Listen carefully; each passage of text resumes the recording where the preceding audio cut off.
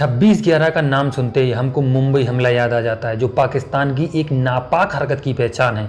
आज 26 नवंबर है और इसी दिन 26 नवंबर 2008 को मुंबई के लोगों ने शाम तक सोचा भी नहीं था कि उनके साथ अगले ही पल क्या होने वाला है। 26 नवंबर 2008 को मुंबई के ताज होटल में जब गोलियां बरसी थी तो उस शाम तक वहां के लोगों को और मुंबई को ये पता भी नहीं था कि 10 लोग हाथ में हथियार लेकर अरब सागर से होते हुए उस तक पहुंच रहे हैं। इन 10 आतंकियों के बैग में 10 AK-47, 10 पिस्टल, 80 ग्रेनेड, 2000 गोलियां, 24 मैगजीन, 10 मोबाइल फ़ोन, विस्फोटक और टाइमर्स रखे थे। इतना सब मुंबई के घुटनों पर लाने के लिए काफ़ी था। साथ में वो खाने के लिए बादाम और किशमिश लाए थे। उनके हैंडलर बार बार उनसे कह रहे थे, तुम्हारे चेहरे पर एक चांद की तरह नूर दिखाई देगा, तुम्हारे शरीर से गुलाब की तरह महक आएगी और तुम सीधे जन्नत जाओगे।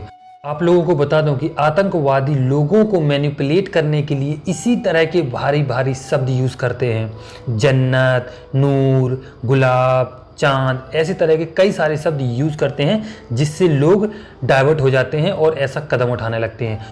26 नवंबर 2008 की उस रात को 8:20 पर अजमल कसाब और उसके 9 साथियों ने मुंबई में कदम रखा। उनसे कहा गया था, तुम्हारा सबसे बड़ा हथियार है उन्हें अचरज में डालना। उन्हें सिखाया गया था कि कैसे टैक्सी में टाइम बम लगाते हैं ताकि वो पूरे शहर में थोड़ी थोड़ी देर बाद फटें। मुंबई उतरने के बाद आतंकी दो के ग्रुप में बढ़ गए और अलग अलग रास्तों पर चल पड़े। सबसे पहला हमला 9:43 पर लियोपाल्ड कैफे से बाहर हुआ। आतंकी जिन टैक्सी में आए थे उसी में उन्होंने टाइम बम लगा दिया था। टैक्सी रुकी ही थी कि बम फट गया। ड्राइवर और उसमें बैठी 2 महिलाओं की तुरंत मौत हो गई।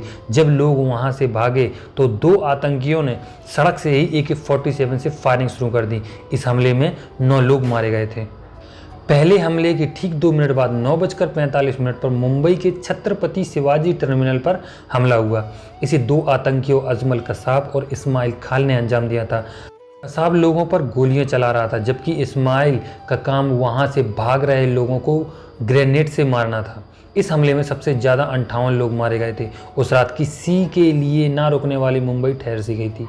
CST पर हमले से बाद कसाब और इस्माइल वहां से कामा अस्पताल पहुंचे। ये एक चैरिटेबल अस्पताल है जिसे 1880 में एक अमीर कारोबारी ने बनवाया था। उन्होंने घुसते ही चौकीदार को मारा। अस्पताल के बाहर आतंकियों ने मुठभेड़ हुई जिसमें उस समय के ATS chief Hemant Karkare, Mumbai police के अशोक कामटे और विजय सालस्कर मारे गए। कसाब और इस्माइल के पीछे पुलिस पड़ चुकी थी। आतंकियों की कार पंक्चर भी हो गई थी। इसके बाद उन्होंने एक स्कोडा कार छीनी। पुलिस ने आगे बैरिकेड लगा रखे थे। कार बैरिकेड के पास रुकी, तभी पुलिस वालों ने अपनी ओर से आते हुए इस्माइल ने गोली चलाना शुरू कर दिया। पुलिस ने भी जवाब में गोलियां चलाई। पुलिस ने इस्माइल को मार दिया लेकिन कसाब जिंदा पकड़ा गया। हालांकि इस मुठभेड़ में पुलिस इंस्पेक्टर तुकाराम ओम्बले शहीद हो गए। इसी रात 2 आतंकियों ने नरीमन हाउस को भी निशाना बनाया। यहाँ यहूदी पर्यटक अक्सर रुका करते थे। दोनों आतंकी बाद में मारे भी गए लेकिन मरने से पहले उन्होंने 7 लोगों को भी मार दिया था। उसी रात 2 आतंकवादी ओबेरॉय होटल और 4 आतंकी ताजमहल होटल में घुसे। ताज से घुसते ही आतंकियों ने बैग जमीन पर रखे। उनमें से AK-47 निकालकर अंधाधुंध फायरिंग शुरू कर दी। ताज होटल पर हुए हमले के बाद ही मुंबई और दुनिया को पता चला था कि कितना बड़ा आतंकी हमला है। दोनों आतंकी मारे तो गए लेकिन तब तक उन्होंने 31 लोगों की जान भी ले ली थी।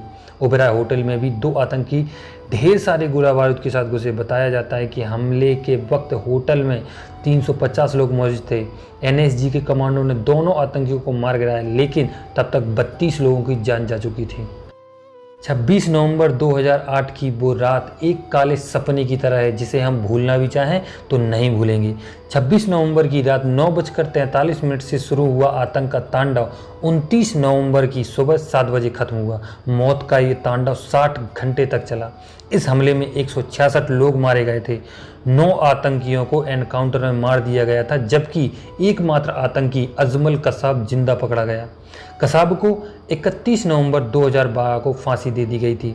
इस हमले में मुंबई पुलिस, ATS और NSG के 11 जवान शहीद हो गए थे। शहीद जवानों को इस शुभ चिंतक का और हम सभी लोगों की तरफ से सत सत नमन। इन लोगों ने अपनी कुर्बानी देकर हमारे मुंबई शहर को बचा लिया था और इस 26 नवंबर 2008 की रात को हम कभी नहीं भूल सकते। एक बार फिर से आप सभी शहीदों को इस शुभचिंतक का सत सत नमन।